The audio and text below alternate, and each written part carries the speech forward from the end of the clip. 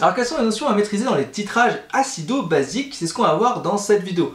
Mais avant cela, bien entendu, je te rappelle que j'ai créé une capsule de cours dédiée au titrage acido-basique. Si tu ne sais pas ce que c'est une capsule de cours, je t'encourage à regarder ce petit audio. Et puis on se retrouve juste après pour parler des titrages acido-basiques.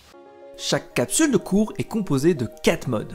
Un mode révision avec des fiches numériques, des associations, des schémas à annoter au sein d'un guide de révision pour favoriser l'ancrage. Un mode entraînement avec des flashcards, des QCM, des exercices, des applications, des cas cliniques avec des niveaux de difficulté pour progresser pas à pas.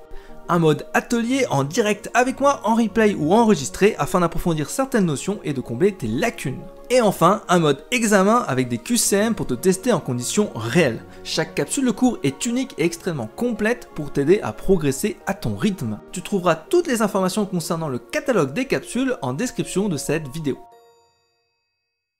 Bonjour à tous, j'espère que vous allez bien, c'est NT, je suis super content de vous retrouver dans cette nouvelle vidéo capsule. On va parler aujourd'hui des titrages acido-basiques. Avant cela, bien entendu, et je le répète, si tu es étudiant en terminale, en licence S, en parcours pass, étudiant en médecine, en pharma ou autre filière de santé, n'hésite pas à t'abonner à la chaîne. Je te mets ça juste là. C'est important pour moi et c'est important pour vous que vous puissiez suivre au temps réel les cours, les vidéos capsules, les interviews, etc. Comme ça, vous ne loupez rien. Alors aujourd'hui, on va parler des titrages acido-basiques. Alors concrètement, qu'est-ce qu'il faut retenir là-dessus? Vous savez à quoi ça sert un titrage, donc la définition c'est tout simplement dans l'objectif de déterminer une concentration initiale. Souvent c'est une concentration commerciale, donc il y a des dilutions qui vont se passer. Donc ce que vous devez savoir faire, premièrement, c'est de faire et savoir maîtriser les réactions acido-basiques.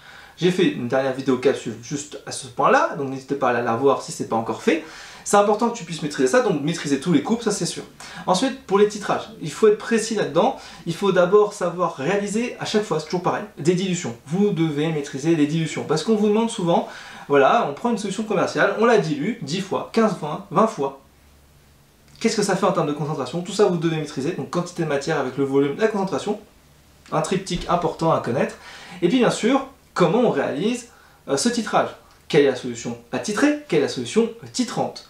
Comment on fait pour réaliser un schéma de titrage, donc une manip de titrage? Ça aussi vous devez faire ça. Alors je pense que vous avez, pour la plupart d'entre vous, déjà fait un titrage dans votre vie en première ou en terminale.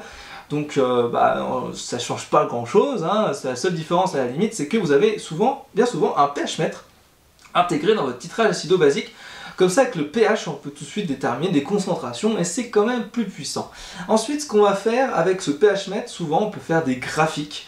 Et à partir de ce graphique-là, un graphique, je vous mets un exemple là, à partir de ce graphique-là, qu'est-ce qui va se passer? Vous allez avoir bien sûr le point d'équivalence. Et c'est là qu'arrivent les problèmes. Alors première chose, déterminer un point d'équivalence, donc un volume équivalent, admettons, c'est plutôt facile. Il suffit de lire graphiquement. Vous avez classiquement la méthode des tangentes. Donc je vous fais l'exemple rapidement là, de la méthode des tangentes. Ça, c'est pas forcément une méthode que vous allez exploiter en première année.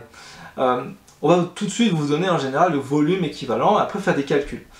Là où ça devient difficile, c'est lorsque vous avez, et je vous mets un autre exemple, du coup une courbe où il y a des sauts de pH, mais il n'y en a pas qu'un, il y en a plusieurs.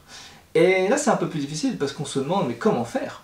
Comment faire concrètement? Parce que on a un saut de pH, ok, pas de problème, on a un volume équivalent, mais là on a plusieurs sauts de pH. Quels sont les différents volumes équivalents? On parlera aussi à un moment donné de demi-équivalence, qui est un peu délicat à comprendre. Et après, à un moment donné, il faut pouvoir identifier, il faut pouvoir voir comment on fait ça en réalité. Donc il faut savoir maîtriser les différents colorants. Donc par rapport à leur diagramme de prédominance, par rapport effectivement à leur saut de pH, comment ça marche, la zone de virage, tout ça, il faut maîtriser ça. Et ça paraît évident quand je vous le dis, quand on fait les exercices, la plupart des étudiants se plantent, parce que c'est très complexe. Les titrages acide-base, c'est un truc que vous aimez pas. Alors c'est très sympa, généralement vous aimez bien, par contre les exercices qu'on vous donne sont très difficiles.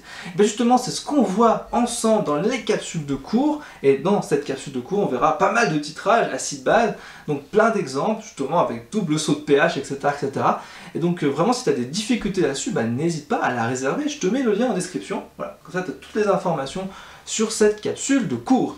Moi je te retrouve du coup pour une prochaine vidéo capsule, j'espère que j'ai pu t'aider à travers cette vidéo, n'hésite pas d'ailleurs à me mettre un commentaire en vidéo. Moi je te dis à très vite, ciao ciao ciao.